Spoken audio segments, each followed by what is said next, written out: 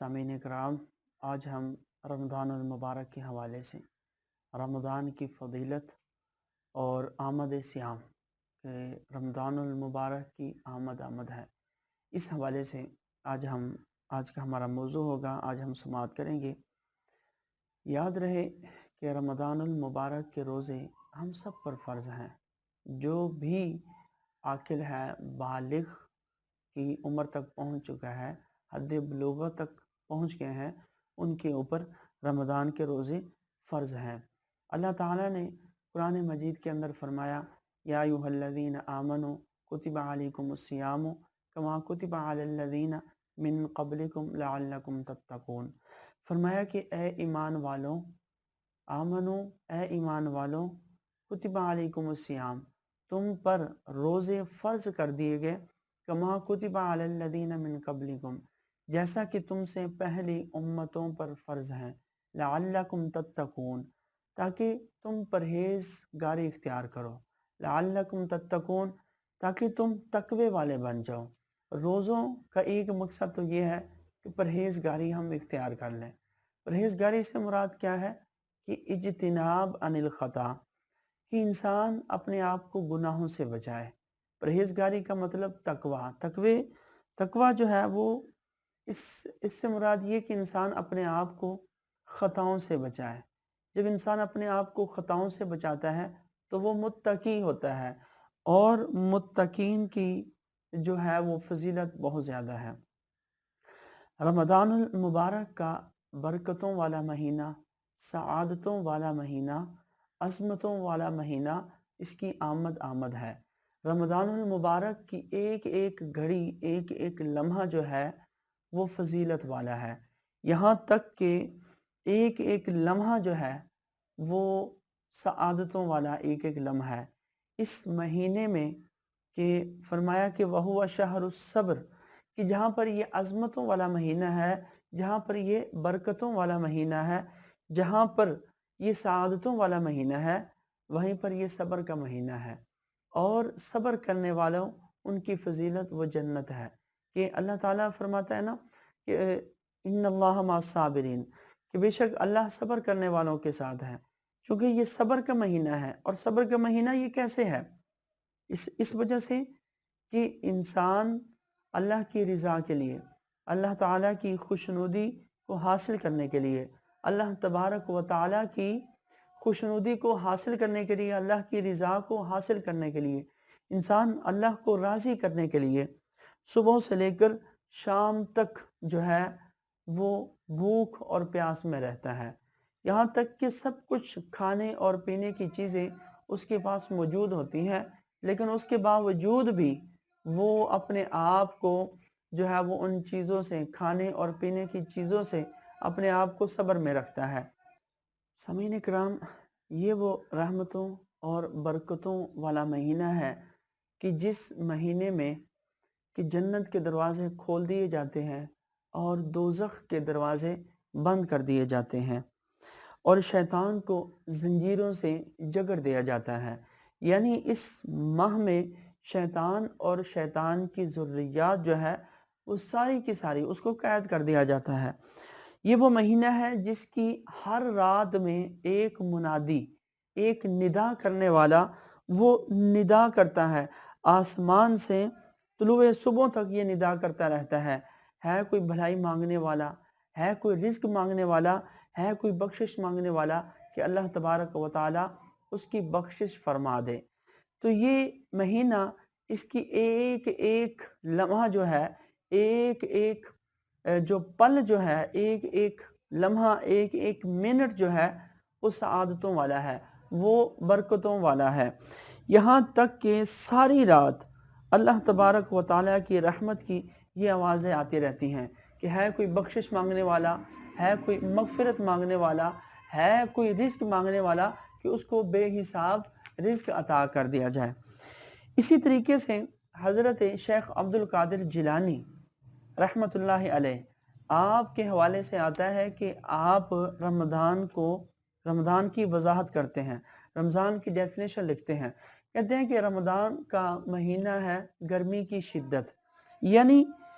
گویا کہ جو کوئی بھی اس مہینے کا احترام کرتا ہے، اس کے روزے رکھتا ہے، اس مہینے میں تسبیح اور تحلیل اور عبادت خداوند کرتا رہتا ہے، تو فضل خداوندی اور رحمت الہی سے اس شخص کے تمام گناہ اس طرح سے معاف ہو جاتے ہیں جس طریقے سے آگ جو ہے وہ لکڑی جو ہے وہ آگ کو جلا دیتی ہے۔ فرمایا اس بندے کے گناہ اس رمضان میں اس طریقے سے ختم ہوتے ہیں جس طریقے سے آگ جو ہے وہ لکڑی کو ختم کر دیتی ہے۔ اور پھر فرمایا کہ لفظ رمضان کے کل 5 حروف ہیں۔ لفظ رمضان کے کل 5 حروف ہیں۔ سب سے پہلے را سے مراد فرمایا کہ رضا الہی ہے، میم سے مراد فرمایا محبت خداوندی ہے، اور ضاد سے مراد جو ہے وہ ضمانت خداوندی ہے، اور آگے الف ہے، الف سے مراد فرمایا الفت خداوندی ہے، اور فرمایا نون سے مراد یہ نور الہی ہے۔ تو رمضان کے یہ کل 5 حروف ہیں، اور ہر حروف سے ایک مراد ہے کہ را سے رضا الہی، میم سے محبت خداوندی، ضاد سے ضمانت خدا۔ تو یہ رمضان کی اپنی ایک خصوصیت ہے۔ حضرت سلمان فارسی رضی اللہ تعالی عنہ آپ سے روایت ہے کہ رسول اکرم علیہ السلام نے شعبان المعظم کے آخری دنوں میں، آخری ایام کے اندر فرمایا کہ رسول اللہ نے ہمیں ایک خطبہ دیا اور فرمایا کہ اے لوگوں کہ تم پر عظمت اور برکت والا مہینہ سایہ فگن ہوا ہے، جس میں ایک رات ایسی ہے جو 1000 مہینے کی عبادت سے بھی بہتر ہے، اور فرمایا کہ یہ وہ مہینہ ہے کہ جس میں جعل اللہ صیامہ فریدتاً، اللہ تعالیٰ نے اس کے روزے فرض کر دیے ہیں، اور اس کی رات کا قیام نفل بنایا ہے، اور اس کی رات کا قیام فرمایا کہ نفل بنایا ہے۔ جو شخص اس ماہ میں نفل نیکی کرے گا، جو شخص اس ماہ میں نفل نیکی کرے گا تو گویا اس نے دوسرے مہینے میں فرض ادا کیا، یعنی اس کے جو نوافل ہیں وہ دوسرے مہینوں کے فرضوں کے برابر ہیں۔ تو پھر ان کی فرضوں کا کیا حال ہوگا، ان کی فرضوں کی کیا فضیلت ہوگی؟ آئیے ذرا سنیے۔ اور فرمایا جو اس ماہ میں ایک فرض ادا کرے گا تو فرمایا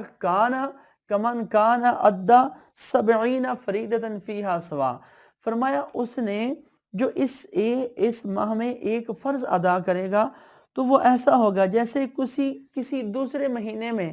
اس نے 70 فرض ادا کیے ہوں۔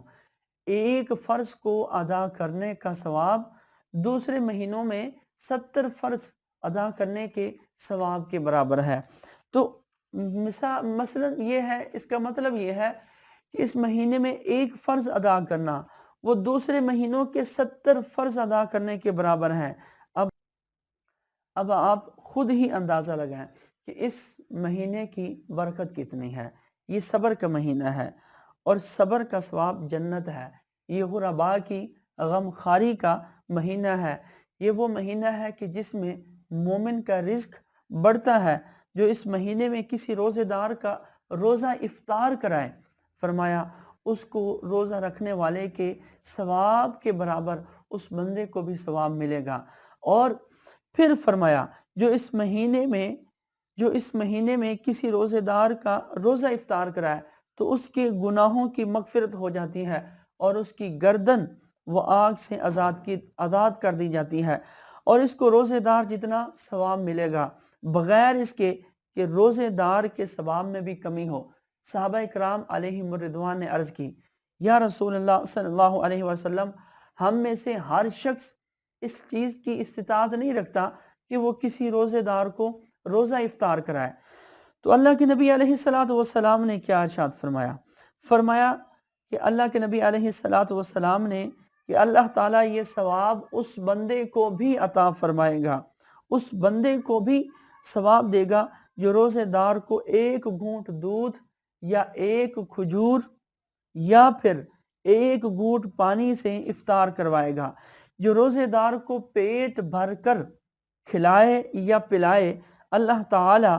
میرے حوض سے وہ پانی پلائے گا جس سے کبھی پیاسا نہ ہوگا، حتیٰ کہ جنت میں انسان یا بندہ جو ہے وہ داخل ہو جائے گا۔ یہ وہ مہینہ ہے جس کا اول حصہ رحمت اور درمیانی حصہ مغفرت اور آخری حصہ فرمایا جہنم سے آزادی کا ایک حصہ ہے۔ جو اس مہینے میں اپنے ماتحت سے کام میں تخفیف کرے گا، یعنی اس سے آدھا کام لے گا، تو فرمایا غفر اللہ لہ وَأَعْتَقَهُ مِنَ النَّارِ، اس کو اللہ تعالیٰ بخش دے گا اور آگ سے اللہ تبارک و تعالیٰ اس کو آزاد فرما دے گا۔ تو یاد رہے کہ یہ صبر کا مہینہ ہے، اور یہ جو ہے وہ برکت والا مہینہ ہے، یہ غرباء کی غم خاری کا مہینہ ہے اور فقراء کی دل جوئی کا مہینہ ہے۔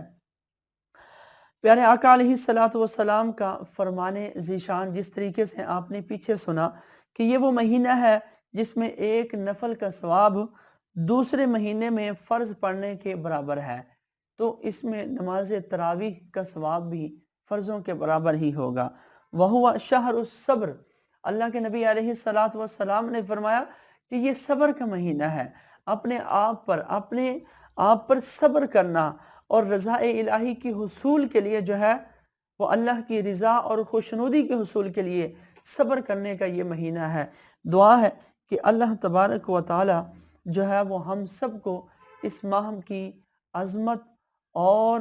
ہمت اور اس ماہ کی قدر کرنے کی توفیق عطا فرمائے، اور آمد سیام کے حوالے سے ہم نے یہ مختصر سا سنا، اللہ تعالی ہم سب کو رمضان کا ادب و احترام کرنے والا بنائے، آمین بجاہ النبی الامین صلی اللہ تعالی